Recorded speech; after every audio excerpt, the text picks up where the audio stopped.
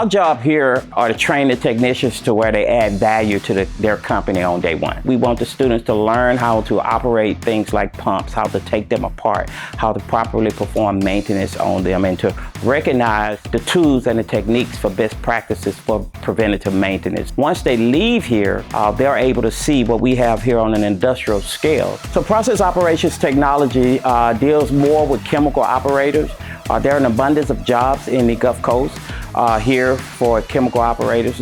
Process operations deal with the chemicals that are inside of the pipes to keep the plant running at all times. It involves raw material management to production and process and out the door. So chemical operators, their primary job is to make sure that the plant maintains its operation in a safe and efficient manner. Industrial maintenance is mostly dealing with the reliability and the machinery that keeps the process running. It involves, troubleshoot different mechanical parts and breaking down and repairing different mechanical equipments to keep the plant functioning at all times. That's a distinction between the two. Process is more involved with what's inside the pipe, and maintenance is more involved with the different types of equipment that keeps it inside the pipe.